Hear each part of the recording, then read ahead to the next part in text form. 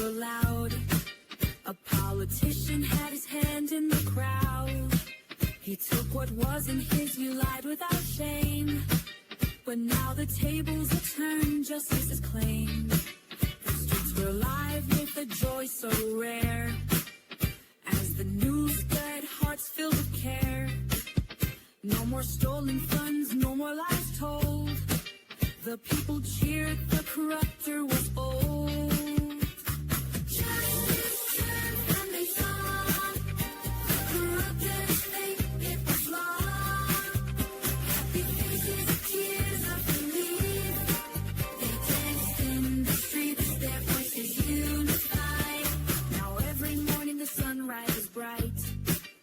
No more shadows, no more deceitful light. The people's voice, it echoed clear. Justice served and the town is free. Justice served, the scales were right. No more stolen goods, no more lies. The town was saved, the people fight. For justice served and they all unite. Justice served, the corruptors fall. The people's hearts now they call. No more fear, no more small talk. Justice served, the talents we clap. Hi, Everett friends. Good to reach out and chat with you again. Hopefully you've had a chance to watch the first stream that dropped last night. It was ready for people to view this morning when they woke up. I had the distinct pleasure of interviewing Councilwoman Gurleen Alsey-Jabulin, whom I am exceptionally grateful to her for coming on the show and for taking time to share her views with me. She is an incredible person, and but for the people of Everett, I hope she's involved in the scene there for a long, long time. She definitely has a heart in the right place. So tonight, I'm recording here on what is today's date? It is April 29th. I am recording this stream, and I'm actually very excited about the guest that's coming on. This is a person whom I have admired for a long, long time. I got to know him back more than 25 years ago, and although our interactions, usually surrounded the local political scene or perhaps something to do professionally, didn't maintain like a social relationship or anything like that. But I did learn quite a bit about the man. I do respect him, and I think he is salt of the earth. I just, I can't say enough great things about Councilman Robert Van Campen. So he will be coming in to talk with us shortly, and hopefully we'll learn a few new things along the way, but definitely get some insight as to what might be on the horizon. Now, of course, the $1 million question that everybody wants to know is: Robert Van Campen going to run for mayor? Well, we're certainly going to ask him that question.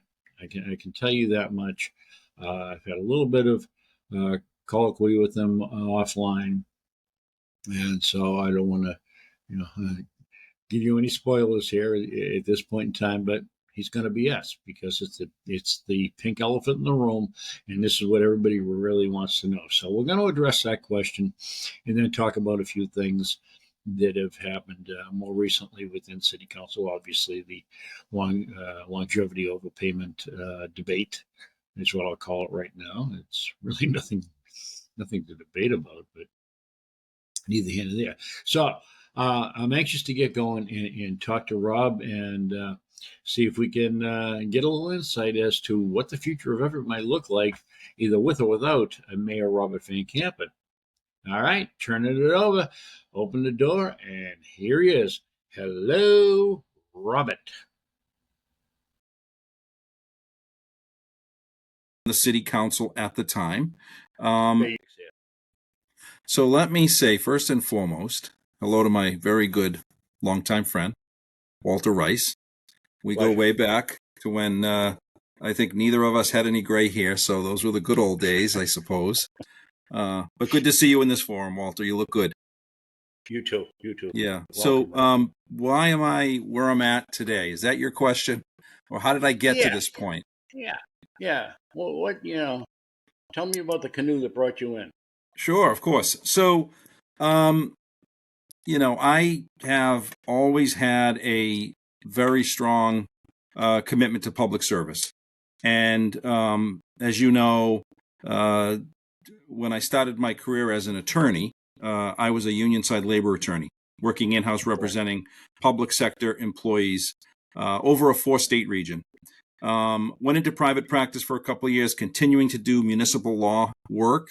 And then at some point was given the opportunity to serve on a full-time basis in a neighboring community where I served as city solicitor, doing all sorts of, great things in that community, whether it be labor negotiations, development opportunities in the community, every aspect of municipal government. And Rose... Now, if I may, we're talking about Melrose, right? Correct. Yeah. Okay. So, in the interest of full disclosure here, so people understand our relationship, I served as the interim veteran service officer for the city of Melrose as well when you were serving there. So, Correct. And the nature of the questions that I bring up and what you say here, I've had a front row seat and been able to observe you in action and your capabilities and qualifications to do a very difficult job. So I'm sorry to interrupt you, but I wanted to get that out there. No worries. All right, so you're in City of Melrose, and in City of Melrose was blessed for for a time to be designated as the deputy mayor and city solicitor, where I was really involved in all aspects of municipal government, which I love. And ultimately in 2021, I left Melrose. Went back to the labor movement, where I currently serve as the general counsel for a union side practice covering a 4-state region. We've got public sector and private sector employees. And just to kind of come full circle on this, what got me back into politics, because as you know, I was in office for a number of years, about 10 years ago. What got me back into Everett politics was really two things. Number one, what I saw was a dire need for experienced representation. At the time, there was a real drive to get back into public service, as well as to bring an experienced voice to the city council. And so in 2023, I decided to re-engage, to get back on the city council and to serve.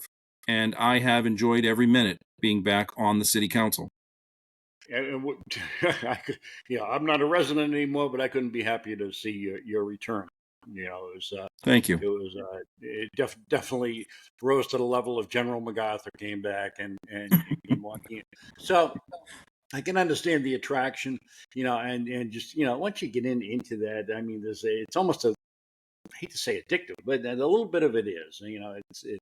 It gets under your skin a little bit, and somebody like you knows you can affect change. You have the communication skills, and you have the experience and the ability to kind of deliver and reach across the aisle in the proverbial sense, and talk to the people you have to talk to and get a consensus, to move your body forward. So when you were contemplating this, and you're going to come back and you're going to be a councilor, like you were before, an alderman,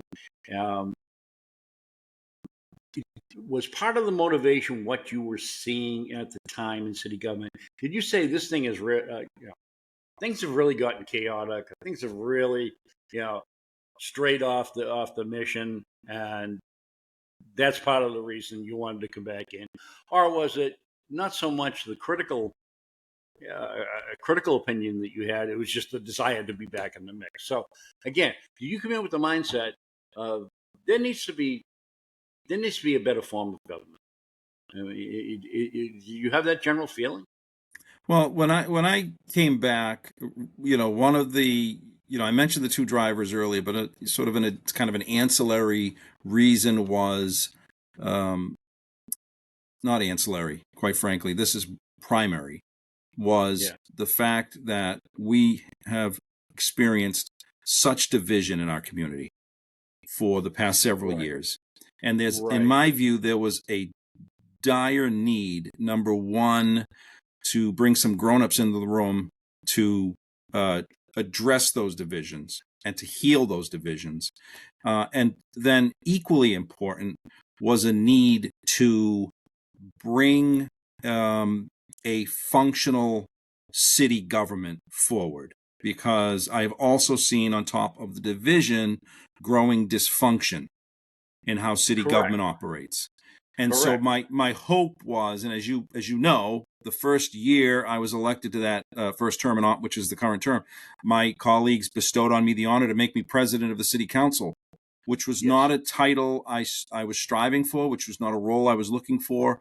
But at the time, I think there were members of the council who felt I would be a great fit to try to stabilize what was, at that point, somewhat of an unstable situation. And from the cheap seats, the council was correct in that, because it worked. It worked.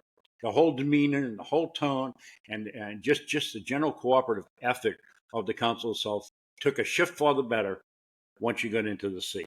I mean, and thank you for those it's not a kind case words. of having to be heavy-handed or anything like that. It's just a case of knowing how to channel that information, just as you did last night when we had the conversation, going back and forth when Miss Devaney was up there, and there was a lot of banter back and forth about this being wrong and that being wrong and this and that, and you immediately grabbed the reins and you tried to restore some sanity to that situation, because it was counterproductive to what you were trying to achieve there. But what I'm getting at is the language you use, the diplomacy you use, has been sorely lacking in the past. People just don't have the depth and professionalism to sit in and oversee this as you do, because you do have the roots, you do have the experience for this. And as I said in my monologue introducing you, the pink elephant and the $1 million question when it comes to the capabilities and qualifications of Rob Van Campen, and everybody wants to know, and I'm going to ask you, and I'm not going to pressure you to give me a definitive answer if you can't, but if you can, please.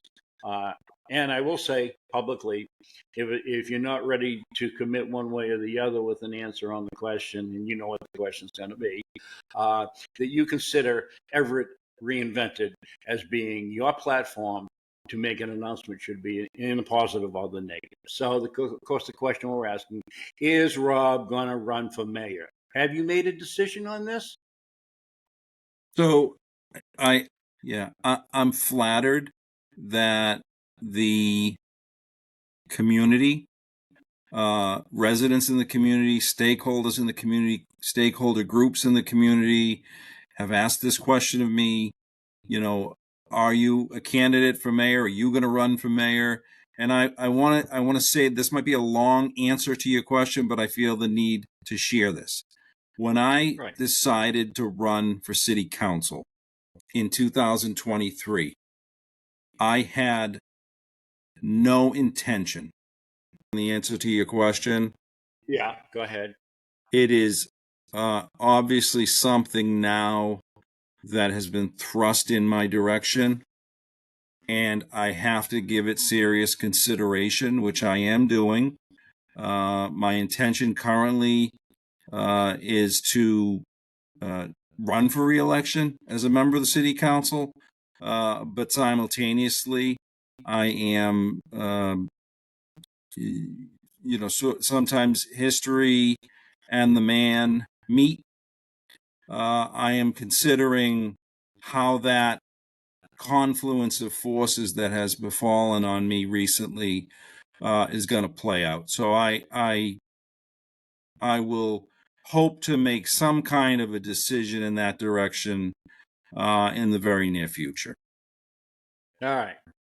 And again, I want to say for the record, Walter, as you know, as my longtime friend, even the consideration of this type of a campaign was not on my radar when I got back into the role of a Well, public servant in this community. and there's a lot of reasons why that would be the case. A few of them, I don't think, having been a little bit close to a situation like this, having run a small campaign myself, having partaken in a few, I realize that the commitment that is involved, okay, and the cost that's involved. And I don't, when people ask you this question and they get a little bit uneasy because you don't have an immediate answer, I don't think they're really grasping the depth of the decision you have to make and who and what it involves. I mean, you're a person with a family. I know your wife. I remember her from the fundraisers and things like that. Met her, a lovely woman, two fine children, and your decision one way or the other impacts their future. Um, so they're not only going to run and campaign with you, they are now subjected to the public spotlight, and they don't have really personal lives in that sense anymore either. So they're having to commit to this just as much as you. Now there are some people that might be headstrong and say, "Well, I don't give a darn what the family thinks. This is my feud out," and so on, and do it. But then you're gonna have problems in the personal side of things, and that's going to impact the ability to serve the people. So you have to be looking at what is the gravity or the gravitas of making this decision as it applies to the family. What is it going to do? The financial obligation is staggering. People, I don't think, understand that. They think you're throwing out a couple $100 on signs and 1x4s to hold them up, and then standing on the street corner. And I know way back when I got involved in the campaigns, back when Rigucci was still mayor, John Hanlon was running, and things like that. A mayoral campaign at that time was costing $50, $60, $70,000. Right? And that was 15, 20 years ago. So I don't know. I'm only guessing that you have to be in for six figures when you're doing a serious mayoral campaign. And you take somebody like John Hanlon, who, God bless him, I love the man. I mean, he gave me an opportunity that turned out to be probably the pinnacle of my life, career-wise. But in any event, I know he took 3 cracks at it, and going against David Rigucci. So, if my figures are correct, I mean, he had to be in, again, this is 15, 20 years ago, 150 large. So somebody that's going to jump into the mayor's race, especially with the fundraising capabilities that the incumbent has right now, is going to need a lot of money. Again, this is a family decision. You're going to be, you're going to have to rely on fundraising, but you're going to have to rely on a lot of your own money, and people don't understand that. So they might think it's just a whimsical decision on your part to say, "Oh yeah, I'll run," or "Oh no, I won't." But in my opinion, a person has to be very, very, very careful and certain when they make a decision. And make the decision only once. Correct. Because if you haven't Correct. And let me say this, Walter, because I think you probably want to move on to other topics, as do I at this point. But let me just say this. It is a heavy decision. There is great weight behind making that type of a decision. And in my case, it's a decision I didn't anticipate having to even entertain. I am now thrust to entertain that decision, which I am currently doing. I will only say whether it is me or any other candidate for mayor this year. Wow. My hope is that person, again, whether it is me or any other candidate, is running to end the divisiveness in the community, is running to bring what I would call an experienced, professional, functioning government to City Hall, one that we can be proud of, and one that we can look to the future with great hope in working together on. Agreed. Well, I appreciate you sharing. I know it's in some senses personal. To ask this kind of information, but it's a public concern. I appreciate you taking the time and the depth to share that. So yeah, we will move on to a couple other things.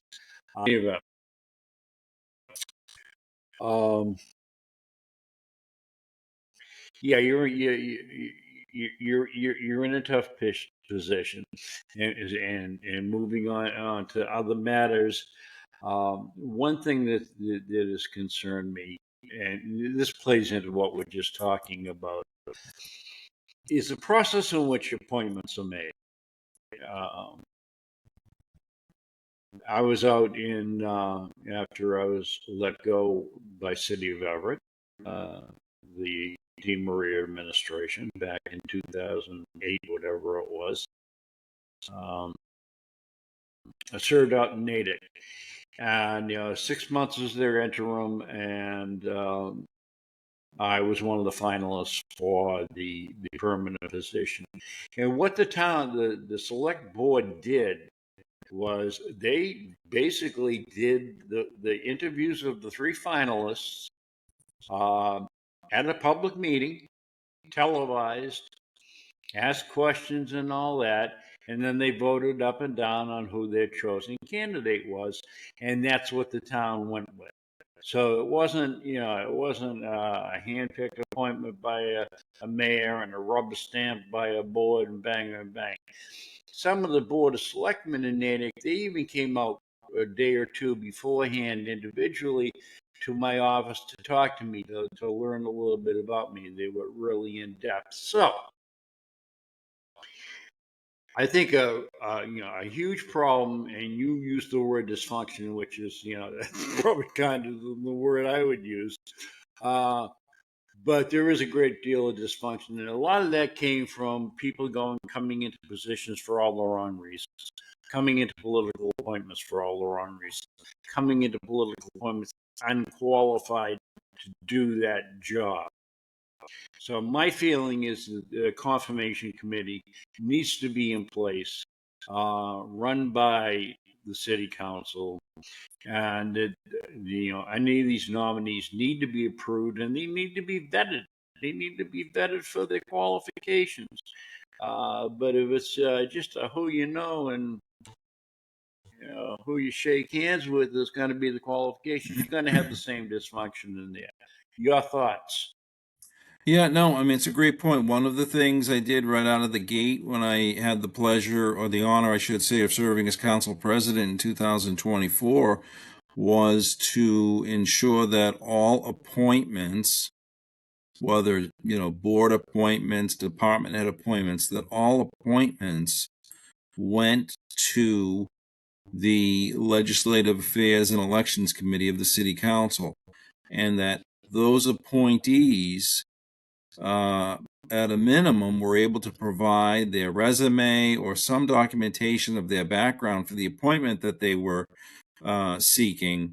And my view was, and continues to be, because that is the type of transparency that people demand in their government. They want to know if someone's being appointed to the Zoning Board of Appeals or the Planning Board, which are critical roles in the community that have great regulatory power, that these folks have some level of expertise or some background in those areas. So that is spot on. We do have a system that today currently works, and the current president of the city council, Stephanie Martins, has continued that process for appointees to go to that committee. But no, you're spot on. I think people demand that, particularly in local government. That's good. That's a step in the right direction, but it's still not in front of the public eye. And there just seems to be so much secrecy that has gone on over the years in the administration, and it just seems to grow by the day. We learn less and less and less about what the status of city government is on a daily basis. Case in point, of course, is the soccer stadium. All kinds of meetings were going on behind closed doors and things like that, and the residents were never cut in on it. So, well, yeah, it's great that at least the committee is looking at these people for qualifications. Again, I think it needs to be in front of the public eye. Let's make let's hold the system, not the individuals, but the system accountable to the choice they're going to make in putting these offices.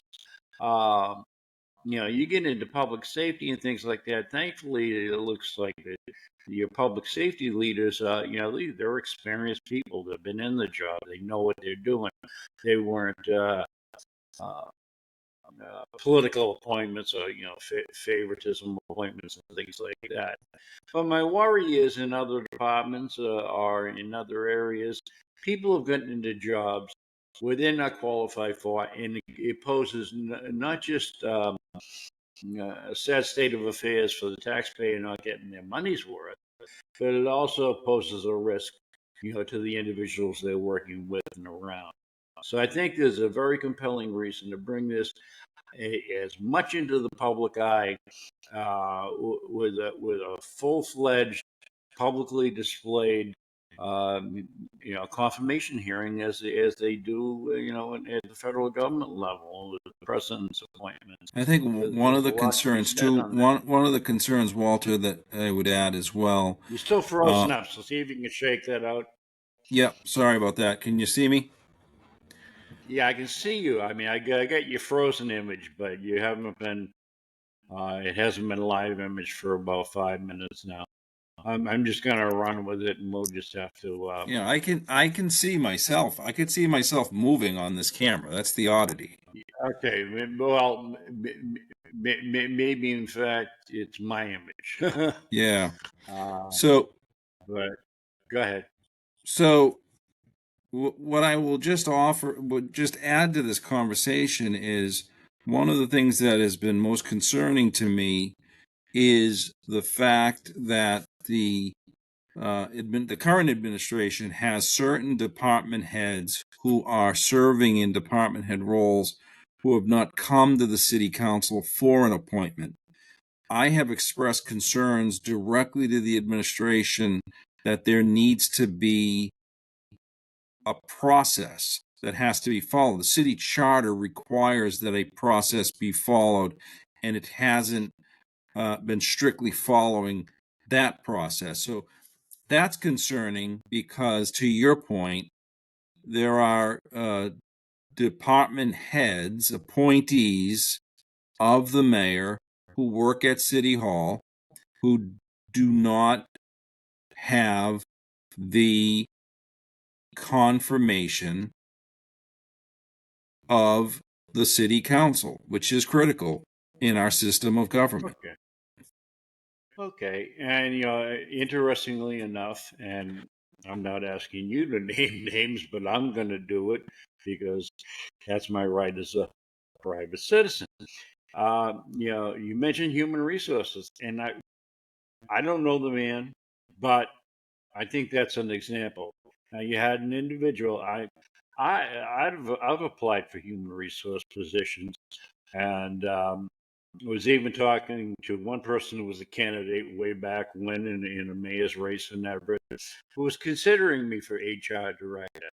And when I looked at it, and I looked at really the certifications you need, and the kind of education you should have, the paper you should have behind you, human resources training, the legal training, and all that, it's pretty in depth. It's like it's beyond getting real estate licenses and things like that. So there's a lot of there. You back again. So a lot of training involved, and a lot of paper needed. And what I've seen in the last couple of appointments on human resources That doesn't seem to be the standard, for the current administration. And so the person coming into the position from the rec center now, I can't remember, I can't say his name properly, Pasqualilio, if that's correct. Uh, I don't know his background. All right. And I certainly have no issues with the guy. But in terms of what we're talking about here, is, did he come with the qualifications? And you're talking about somebody who's going to run human resources, has access to a grand deal of people's personal information, their life stories, their finances, and everything else. So to just arbitrarily pick somebody and put them into a position, and if in fact, and I don't know what it was, but as a thank you or a political favor or something like that, is playing fast and loose with the city's money and the city's liability. Am I right? Well, I think the what I would say is that the individual serving as the human resources director currently was an exceptional director of youth development and Yeah. enrichment for the city, and he did a Okay. great job in that Okay. role. Um, but unfortunately, I think in this particular situation, um, you have a director who has extraordinarily limited experience as a human resources director. I always joke It's just about people love to say, oh, so and so is the smartest guy in the room, whoever it is. But you wouldn't want the smartest guy in the room flying your airplane if he wasn't a pilot. no, no. This is not a time, especially with the city, to be learning on the fly. Correct. As you have indicated, the city is in a precarious position right now, just in general, because of all the legal matters and all that. So you don't have the luxury of you know being able to give somebody the time to learn the ropes as they go. This is a hit the ground running position. Every position in the city of Everett right now is a hit the ground running position. Um, and so to come in without some prior experience and the proper qualifications, the proper certifications and all that behind you, again, I think that shows. Um, I think it shows malfeasance. I think it shows great irresponsibility on behalf of the leadership that they allow this to happen. I don't know what leverage the city council can have in interfering in these decisions. I don't think they, at least by the charter and the code, you have much leverage. Yeah. No, the charter obviously gives the mayor a lot of authority to make these Yeah. appointments.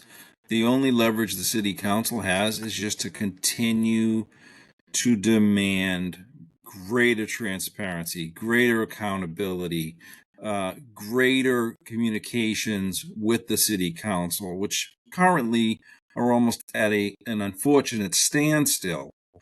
But that is really the lever that the city council can pull. Greater accountability, greater transparency, so that the community and the people of Everett can understand who's getting these roles, can understand their qualifications and background, and can understand why they're the best for those roles. Yeah. All right. Well, this it's a good segue into the second thing is, as far as I know, the council does not have an ethics committee, do they? The council, I believe, does not have an ethics committee. You caught me off guard on that one, but I don't believe it does. All right. Wouldn't you think one could be used, but it would only be effective if it was one that was proactive. If it's going to be, and let's face it, you and I have been in the political game for a long time. And a lot of times we know when something comes up, like a bill or something like that, that it might be turfed off into a committee because the people just want to see it die in a natural death while it's in there waiting to come back out. But So if there was an ethics committee, you would have to have some teeth. It would have to have standards, and it would have to, insist that the members of city government, abide by those standards. And if they don't, the all boys club is over. It's not, we're going to circle the wagons and we'll let you get away with the crap this time. I am so, and again, in disclosure here, you and I had a conversation earlier, and I told you that it just absolutely stuns me, the attitude that the administration takes right now towards the members of the council, or the council as a body, and pointing the finger at you and saying how bad you all are. How dare you stand up for what's right? How dare you accuse me of wrongdoing, even if it may be true? And how dare you expect us to live and abide by the law, as the residents expect, So it's like the abuser has turned into the victim, is pointing the fingers. And I'm wondering, when I fell through the looking glass, when the world turned upside down, where the abusers become the victims now. So it just stuns me that they object in the way that they object, in the tone they use, the anger, the snide remarks. The mayor the other night there at that public meeting, well, hey, you're all trying to put me in jail, when you were trying to talk to the man and ask a legitimate question. It's Yeah. you So I think I make a great effort at compartmentalizing issues. The Inspector General issue is one issue that is in front of us that has to be dealt with. The issue of the stadium is another issue that's in front of us that has to be dealt with. The city budget, which will soon be coming before us for consideration, is another issue. And then all the myriad of other issues that the city faces today, all the challenges, school overcrowding, overdevelopment, parking, traffic, pollution, all of those issues have to be compartmentalized because they all have to be addressed. And I could, in that particular instance I'm talking about, I could see it. And in fact, I had an exchange with somebody on the Everett Reporter 2 Facebook page. They were mentioning, how he said that, and I said, watch Rob. I said, he is a calculated individual, and what I was watching was your hand. You went like this, and when he overtalked you, your hand moved, and I could see that mentally you had already started setting up what your response was going to be. You were just going to wait for him to run out of air, and you already had it all set up. And that's what told me, in no uncertain terms, I said, the man is thinking ahead of the curve here. He's not going to be because honestly, the issue of the stadium is so important that there's no reason to inject other irrelevant issues into that particular issue when you're discussing it. Absolutely. And it could be the make or break scenario of really what turns Everett into a complete ghetto versus will it survive all this transformation that's underway right now. And, it's going to be a whole new thing. It's one of the first observations I made about Everett when I moved there in 1990, it kind of struck me that it was a village or a town within the city. It had such a multi-generational feel to it. You could walk down just about any street in there, and you could find a three-decker house, and the grandparents were on the first floor, and the kids were on the third floor, and the grandkids were on the second, things like that. So it was the pride of the homeowner that they kind of sustained the communities. Not just the homeowner, but the residential homeowner that lived in Everett and had to endure this. And then when people started selling and moving out, or just moving out and renting out, things like that, the concern for the neighborhood went down. But the same motivation is not there that it was 20 years ago. So this whole city is now transformed into a whole different animal, as I see it. And the vested interest that people should feel or did feel in the past, it's not there now. Is going to have to be rejuvenated with the newcomers, which brings me to the questions of, with all the building that's gone on, there is an influx of new people coming into the city. These are new votes. Now, I'll bet dollars to donuts. The rental agents in these high rises were selling them a bill of goods. Oh man, you're gonna, you'll wake up in the morning, you'll, go to the rooftop pool, do your swim, jump in the 109 bus, and you're gonna be in work 30 minutes. And then they move in and they find themselves sitting on the parkway for 9 hours. A day in the commute and things like that. So they've been sold a bill of goods, and these people need contact. They're out in the wilderness right now. So, have you, as an individual, did you hear from any newcomers into the city? Is your office being contacted? Are you aware of city services being contacted? Are they starting to respond and ask questions about what's going on with their city government now that they're a new resident? Yeah, I think, I think, as you know, the city of Everett was a neighborhood of families. That was the city of Everett, a blue collar, hardworking, proud community where families lived, worked, and played to give themselves, their children, future generations a better life. And we have seen over the last 20 or so years this regentrification of the city of Everett, where a lot of those families, Walter, have left and have been replaced by a very multicultural, diverse population. And I say that as a positive because it is not a bad thing. It's how my ancestors got here, and it's how your ancestors got here.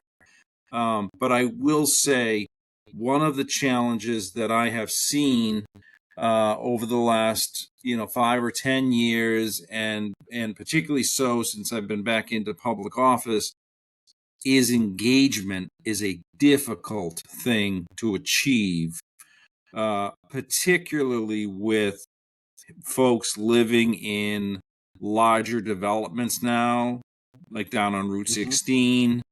Larger housing developments is causing a sort of a disconnect between city government and the people who live there. That goes to kind of the point I want to get at is when I say vested interest, people had a vested interest because they were going to be in Everett all their life. And I think even these people that are laying out some heavy money for a rental unit, they don't.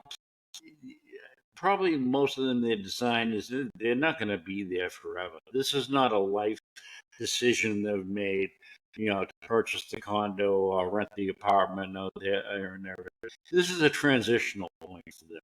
So they're not going to have the same concern or the same interest in seeing a clean city and doing the right but at thing. the end of the day, they should want to. The role of City Hall should be to engage those folks, to give them a vested interest in the community, to get them buying houses in neighborhoods if they want to have families, to give them the type of quality of life that they're willing to pay for in a community like Everett, close to Boston. That should be the role of City Hall. Absolutely. So I guess you've kind of already answered the question I was going to ask after this was, how how do you get that engagement? You know, the problem is we don't know what we don't know, and first the people have to be, the outreach has to be conducted, and they have to know, what the expectations they should have with city government, how they should be able to deal with any of the issues and things like that. And as you are saying, that's really not happening right now. So people, I would assume, are just saying, hey, you know, it is what it is, and we're not going to change anything. And so, How do you bridge that gap? How do you get these people engaged? How do you make them interested in my opinion is, it's education. You need to Yep. really So translate for them what's going on with their money. They're paying exorbitant amounts in rent. Why? A lot of that because the landlords have to pay exorbitant taxes. so City services. one of the ways you do that, and this is a real life example to share with you and your viewers. When I was city council president, I worked with my friends at La Comunidad, and we Right. brought Spanish language interpretive services to the city council meetings. Those services continue to this day. Now, the demand is not where I would like it to be, Walter, in terms of participation to utilize those services, but we continue to provide those services. So, to the extent our Spanish communities want to engage at City Hall, want to participate in City Council meetings, want to observe the deliberations, that option is available to them. But to your point, it is a question of um, raising awareness, raising education, making people aware of the types of services that are available to get them more engaged, more and more engaged in the community.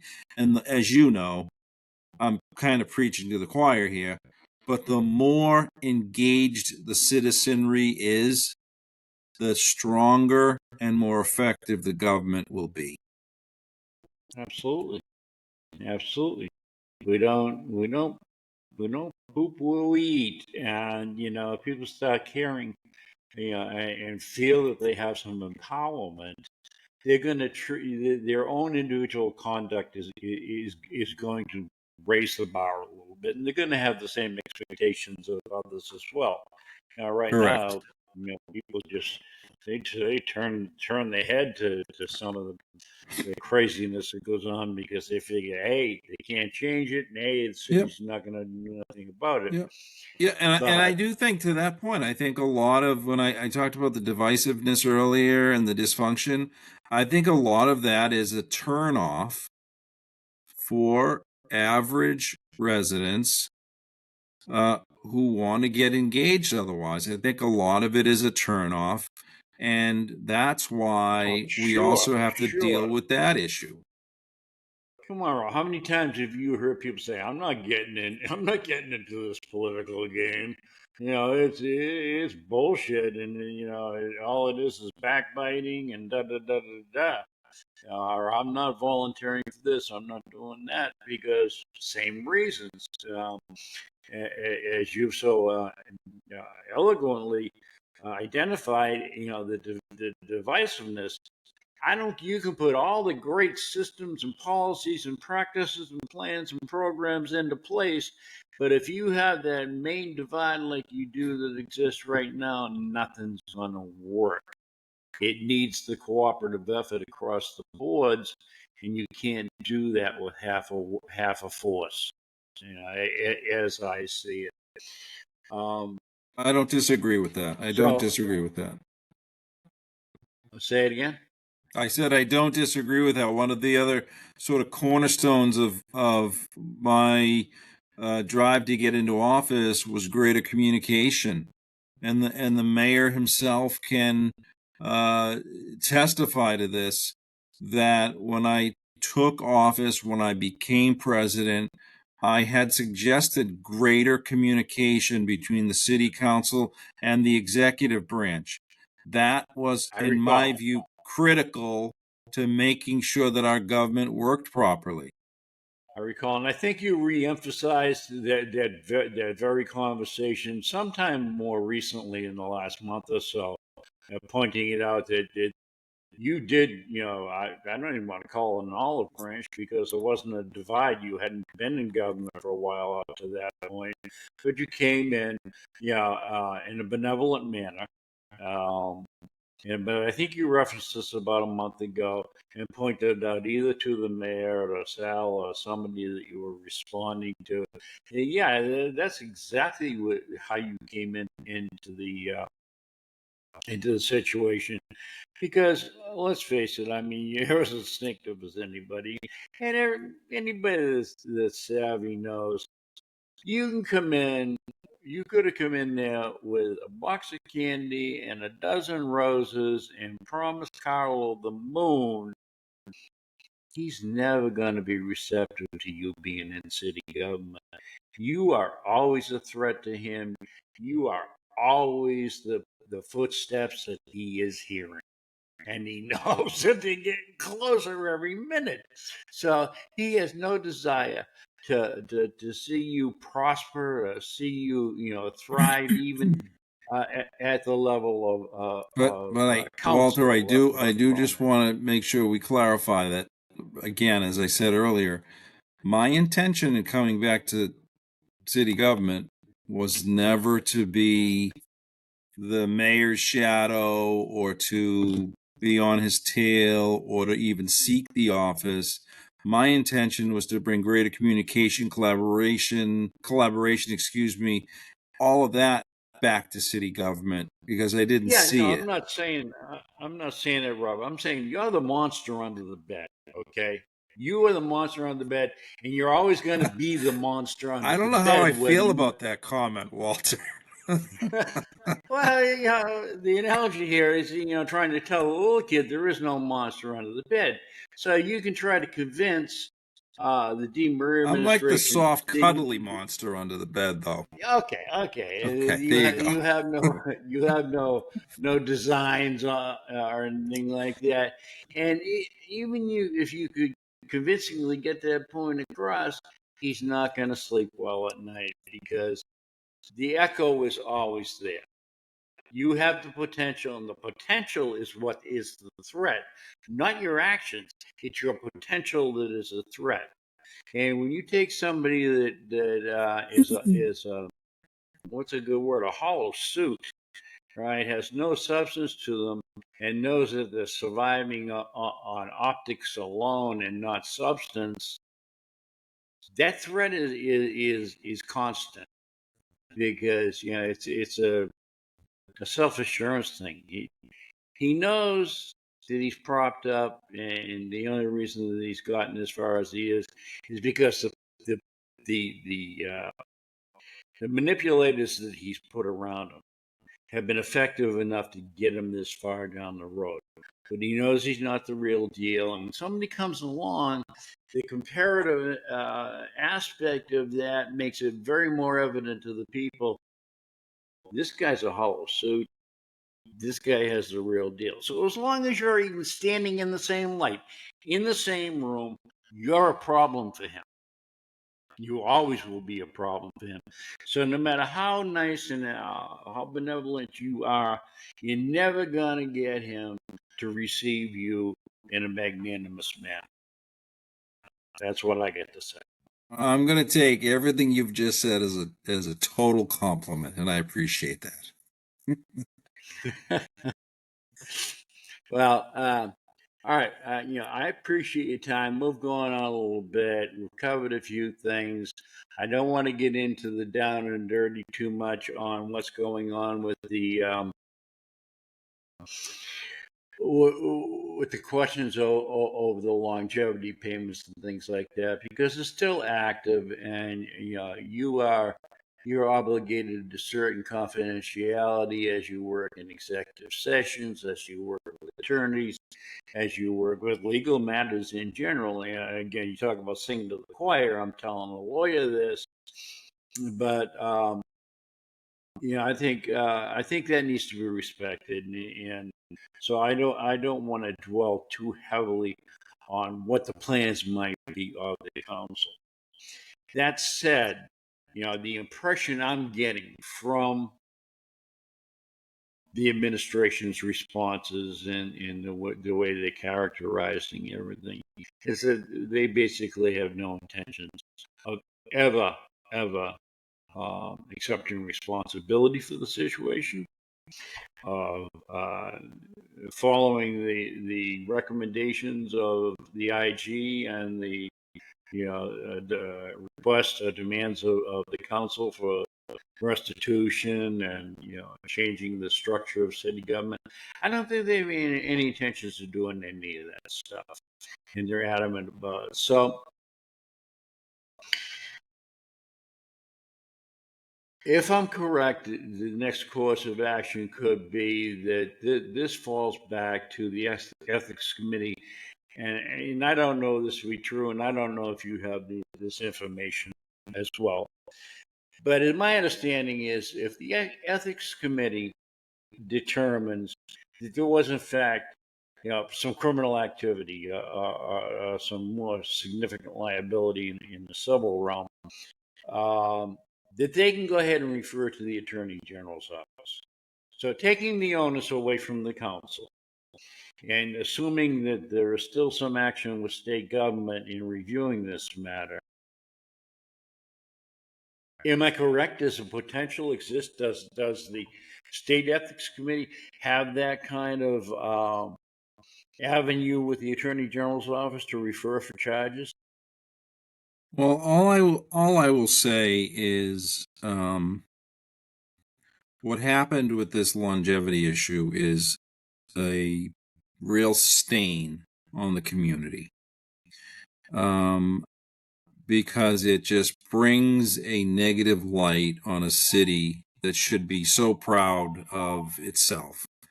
And, the city council's doing its job. We are implementing the recommendations of the Inspector General. The findings in the Inspector General's report speak for themselves. I mean, anyone can read that letter from February 27th and understand what was found. And those findings, as you know, Walter, are based on public records, on the city's payroll records, on the city's budget and finance records keeping system. These weren't fabricated. These records weren't fabricated. Advance payments made before an ordinance was even enacted, which is one of the findings in the Inspector General's report. That says is a lot, doesn't it? that is just unfortunately a reality. So what I will say is, because I don't want to get too into this, the process has to play itself out.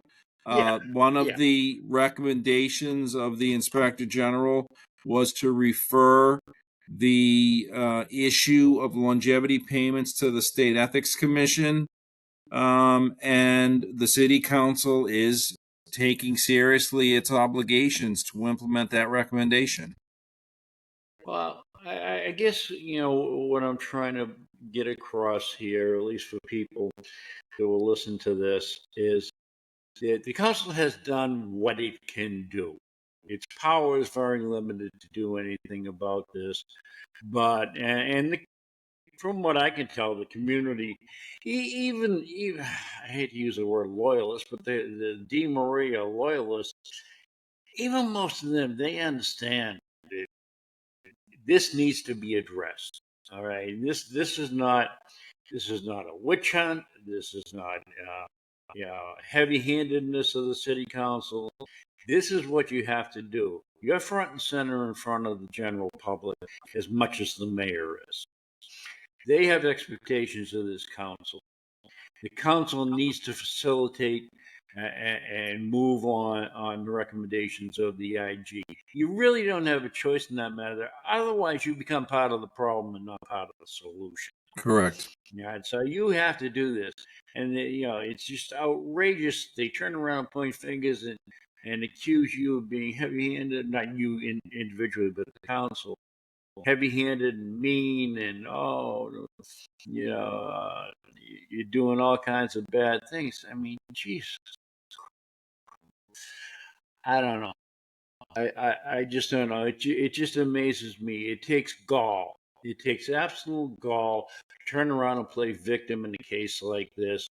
Well, and again, reminds me on the Inspector General's report, I'm going to sound a little bit like a broken record, but the city council is a steward of the community. It is a steward of the financial position of the community. We're duty bound to implement these recommendations. And you're interviewing with someone this evening who left office in January of 2014 and spent the next almost 10 years as a private citizen. Not once, in my estimation, did I level any criticism against the mayor. All right. And so this is not a witch hunt. This is not a predetermined result. This was something that is landing in the city at this point in time, following a multi-year investigation by an independent state agency. Right. And we're duty bound to implement its recommendations. Yeah, I mean, am I wrong here? I mean, the audacity. I think a lot of people feel the same way I do. It's just audacity. I mean, it is unmitigated gall to take, such an accusatory stance by the person who did the wrong. And then sending emissaries, and that's exactly what I'll call it, emissaries, into the city council with the same tone, the same sarcastic tone, and I'm so offended that you accuse, the chief executive of the city of this. You're doing what you have to do, and I will say, Walter, I have great faith in the people, and they will decipher what is right and what is wrong ultimately. All right, let's spell out a couple of things, and then I'll let you go. Let's spell out a couple of things for the people, because I know you have these numbers in the back of your head. What do we got in Everett? About 20,000 registered voters? About 22,000 currently. All right. Now, if my numbers are correct and my memory's correct, and it might be a little sketchy at my young, tender age, you get about a 10% turnout in the mayoral races. So you get 2,000 to 3,000 votes total across the board. I think the last mayoral election in 2021, I believe there were approximately 7,000 who came out to vote. 7,000, really? Yeah, and let me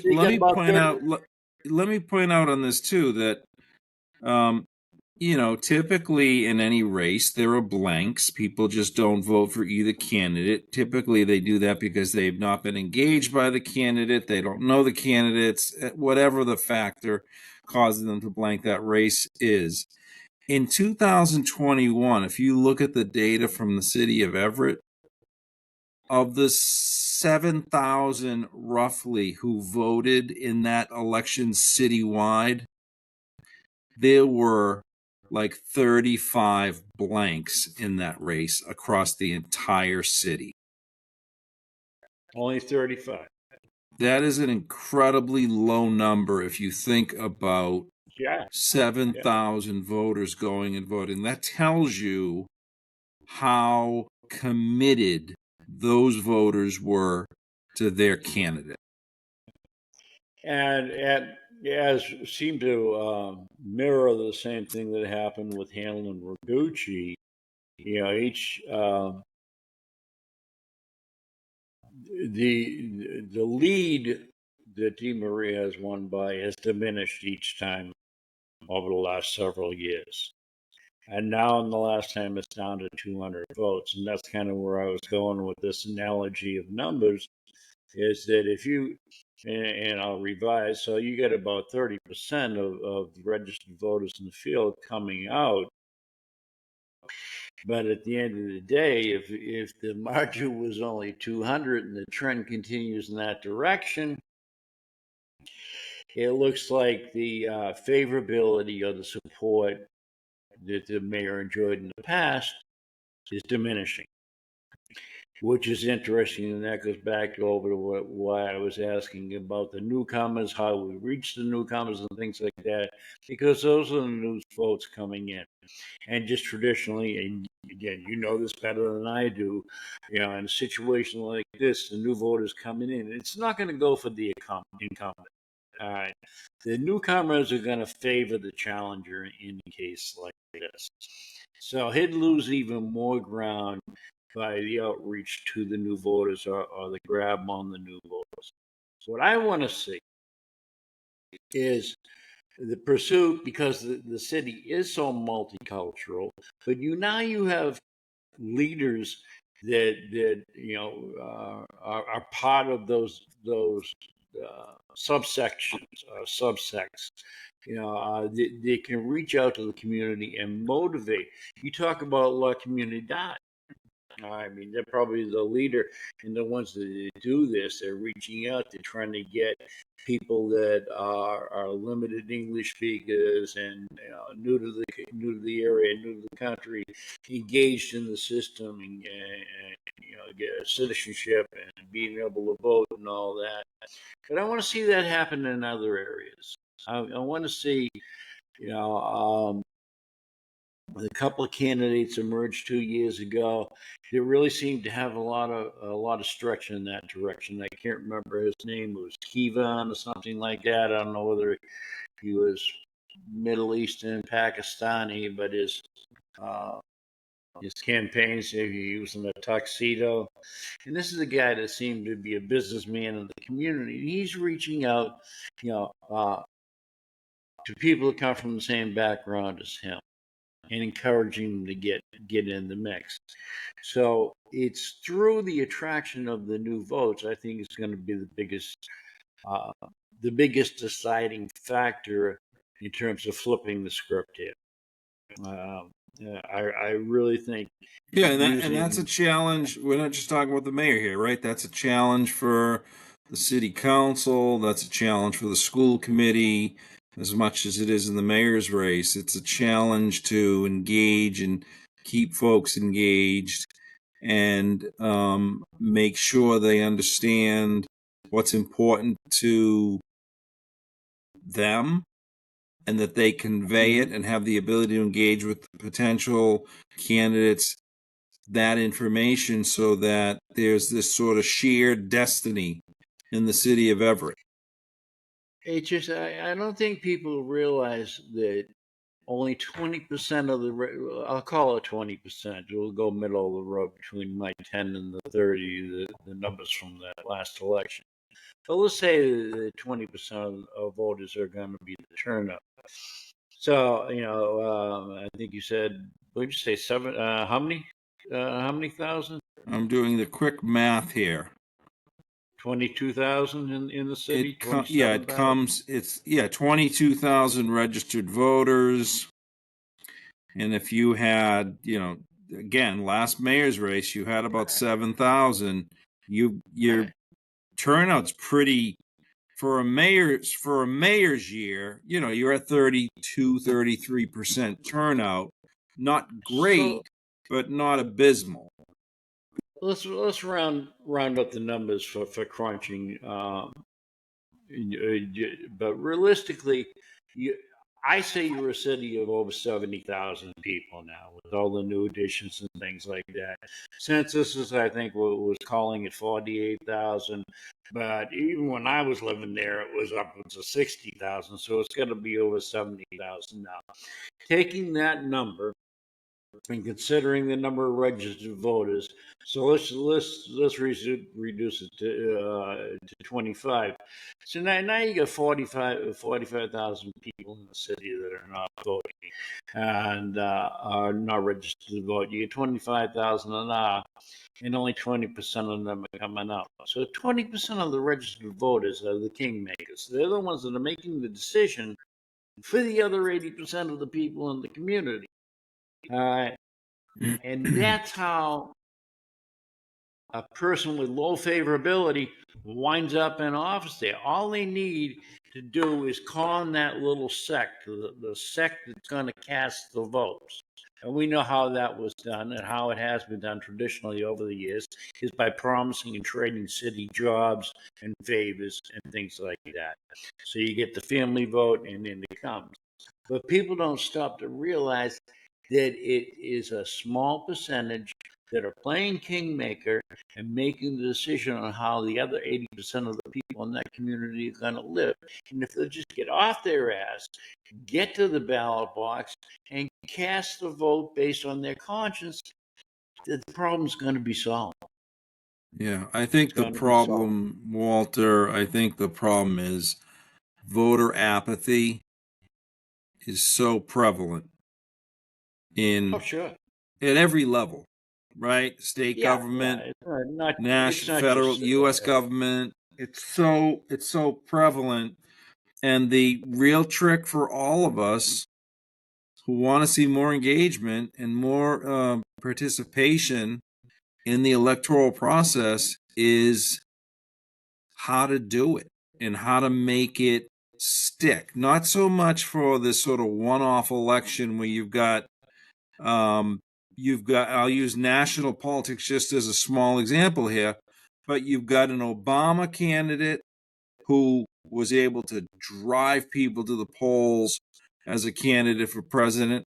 And on the flip of the same coin, you've got a Trump candidate who was able to really draw people out for his candidacy.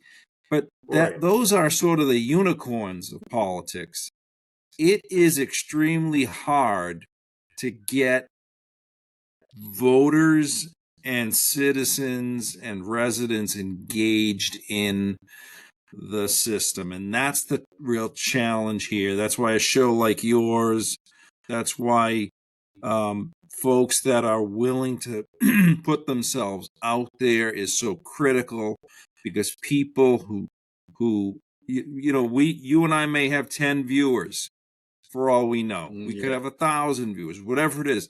At least if we've touched a small group, maybe that little spark can become something greater over time. Well, it's 8:30 Eastern time, and I'm going to have to put my Dr. Dentons and my bunny slippers on pretty soon because I am old. But we've got the Celtics game here tonight too. Don't forget the Celtics. God bless you. Oh. I missed my Boston sports, and I really missed the restaurants. Oh, I just can't get good seafood. But another story for another day. So, in closing, Bob, you're it. People want you in office, and you are a good person, a good man, and eminently qualified, and probably the best hope for the city right now. And even though it was a little bit of joking, there's a little bit of seriousness in every joke. If there are any religious voters in Everett, and they get down on their knees each night to say their nightly prayers, I'm hearing that your name is running a close second to Jesus Christ right now. I think that might be an exaggeration on your part, but I will say this. I am happy to be in the role I'm in right now and serving in even a small capacity right now. Well, I need you to keep mulling it over, and I need you to get to that place in your head where it's the number one, not the only decision you can make, but it's the right decision to make, and that you pull the pin on this, because I think the best hope and the best future ever is sitting right in front of me in this image right now in Robert Van Campen. I don't think there's anybody else that exists within the city or that has enough knowledge and application here that can measure up. All right. So I know it's a lot of burden to place on you. I mean, sure, it's not everybody is flattered. Oh, hey, they want me to run, but it's also a hell of a level of responsibility, and we're coming full circle to what we talked about before. And I hope you make that decision, in the affirmative. I hope you use this platform to do your announcement. I'll even punch it all up, and we'll get people to tune in. Give the little guy a little hope here, and reach out to the small media provider like me. And then whoever the new mayor is, you can write me a letter of reference, tell them I need to run ECTV because I don't like their communication systems very much. Let me say I appreciate your kind words, and thank you for having me on here. I really appreciate it. Gonna sign off, Rob. I'm gonna hope that this thing uploads properly and I get all of your image. If not, what I'm gonna have to do is just run this your image as an audio, and I'll put your photograph up there. And you got to make this decision. Pull the pin, run from there, because don't make me break out my draft Van Campen poster. I know. There you go. If you have, Walter, if you have issues with the tech, we can do it again too. So happy to do that. Okay. Hey, I'll sign off. God bless you, sir. God bless you. Talk to you later on, brother. Love you. And Good seeing you hope as well. to get you in. All right. Take care, bud. Take care, brother. Bye.